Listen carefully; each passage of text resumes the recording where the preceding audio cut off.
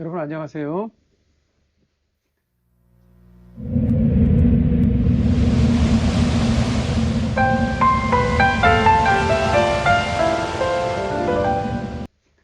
스티브 인사드리겠습니다. 오늘은 제 그 27년 교직 생활에 대해서 좀 말씀을 드리겠습니다. 제가 96년 3월 1일자로 그 학교에 발령을 받았습니다. 사립학교인지라 27년 동안 한 학교에서 근무하고 있고요. 또 파견을 다녀왔기 때문에 그거 잠깐 빼고는 거의 한 학교에서 근무하고 있습니다. 96년 3월 1일자기 때문에 요 다음 해에 IMF가 있었습니다. 그래서 97년도부터 그런 IMF의 징조가 보였는데 경기 둔화에. 그래서 98년도 제가 첫 담임을 2년 뒤에 했는데 2학년 4반 담임을 했는데 이때 정말 그 하룻밤 자고 일어나면 다음에 그 조례를 할 때면 그 아이들의 표정이 바뀌어 있습니다. 아버지가 직장을 잃은 거죠. 한 반에서 약 반 이상이 직장을 잃었던 것 같습니다.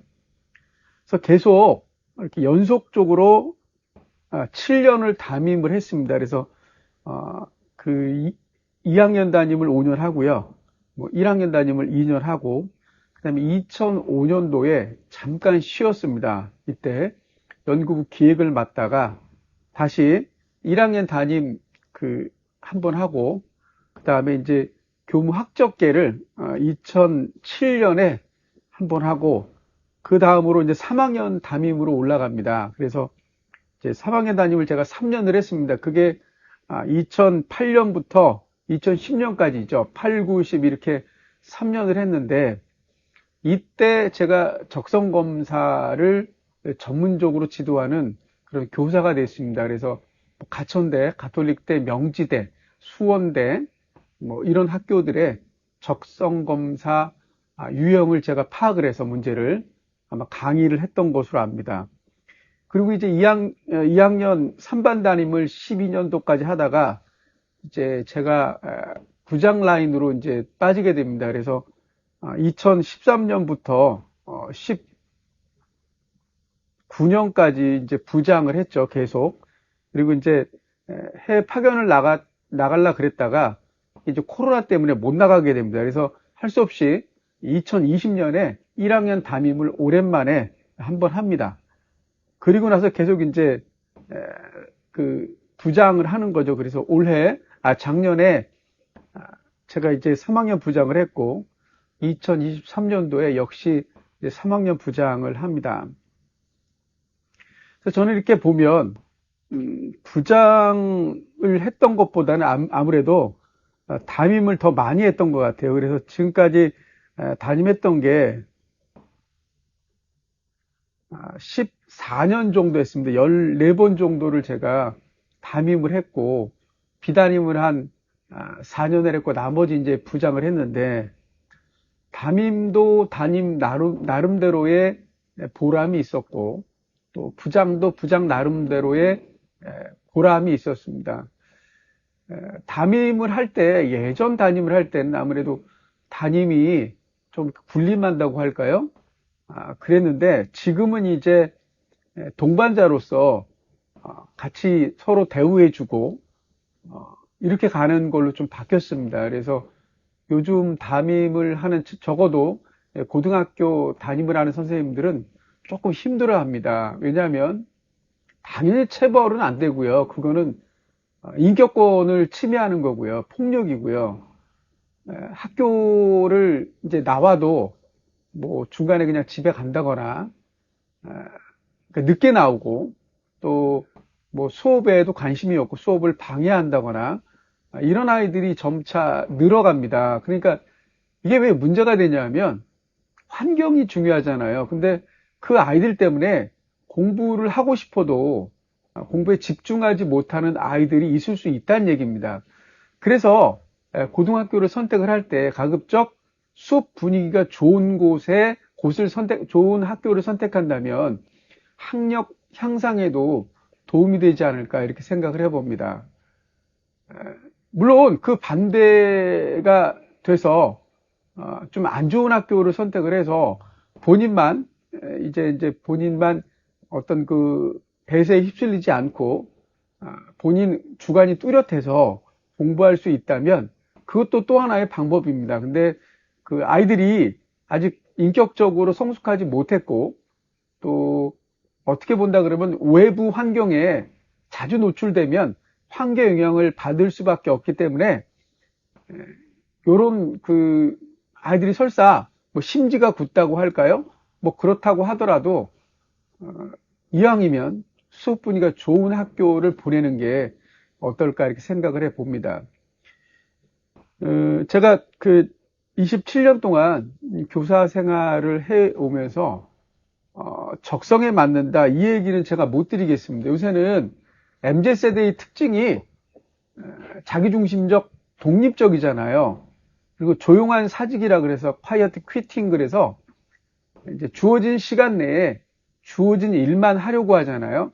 이게 이제 교직 사회에서도 이제 들어 닥쳤습니다. MZ세대들이 88년 이후부터 뭐 2000년생까지의 그 MZ세대들의 특징들이 닥쳐서 이제 더 이상 그 일과 시간 이외에 어떤 업무를 부여한다거나 또는 본인 업무 이외에 다른 업무를 이렇게 맡기는 거는 현실적으로 어렵습니다.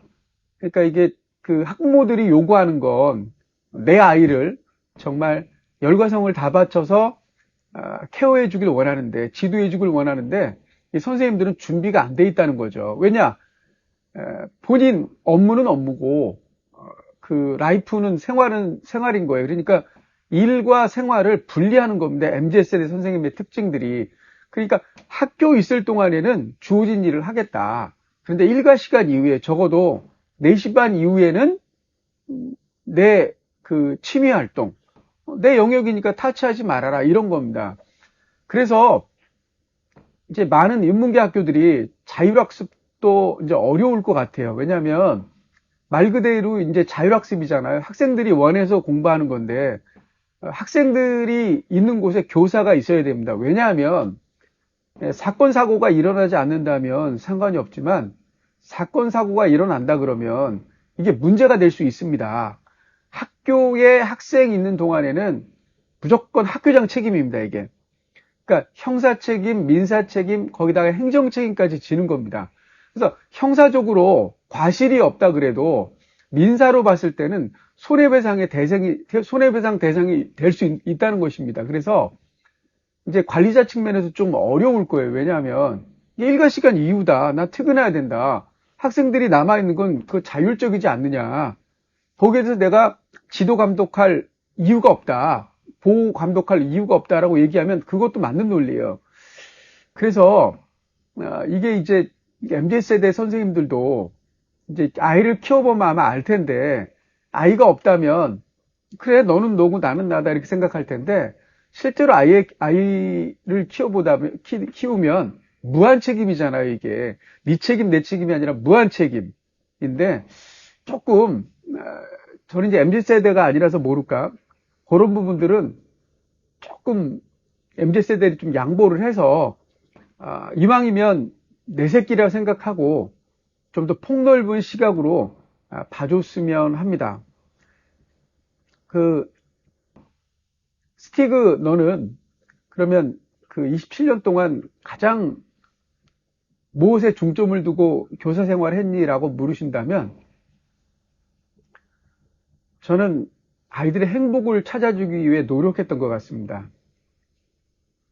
공부 잘하는 것도 행복이지만 자기 진로에 맞게 대학을 진학하고 또 직업을 선택하는 게 행복이지 않나 이렇게 생각을 해봐요. 그래서 나름대로 담임을 하면서 이벤트도 많이 했고 또 어떻게 하면 우리 아이들의 참여율이 높을 수 있을까도 고민을 했습니다. 그래서 제 나이에 걸맞지 않게 다양한 시도를 해봤죠. 그런 밑바탕에는 이제 제가 연수받은 것들이 있는 겁니다. 연수를 통해서 저는 젊은 분들의 아이디어를 빌리려고 굉장히 노력을 했습니다. 올 겨울방학에도 제가 연수를 갑니다. 탄소 중립하고 또 하나 전통문화 관련 연수인데요. 물론 이제 다 거의 충청도에서 연수를 합니다. 그리고 대전에서도 연수를 하는데 그 AI 인공지능 관련해서 연수를 제가 받습니다. 제가 인공지능 관련해서 얼마나 알겠습니까? 그런데 알려고 노력하는 겁니다. 그래야지만 아이들한테 접근할 수 있지 않겠습니까? 그래서 제가 두 건이 아니라 세 건입니다. 세 건의 연수를 가는데 대전, 천안, 부여 이렇게 갑니다. 그 기관들이 저를 성장할 수 있는 이런 연수들이 기회가 될 수 있고 또 그런 것들이 수업에 녹아들고 상담을 통해 아이들에게 전달된다면 저는 그걸로 만족할 것 같습니다. 여러분들의 시청이 있으셨기 때문에 스티그 TV가 이렇게 여기까지 왔고요. 제 27년의 교직 생활과 또 어떤 것에 초점을 맞춰서 제가 교사 생활을 했는지에 대해서 말씀을 드렸습니다. 제 방송을 들어주셔서 감사합니다. 감사합니다.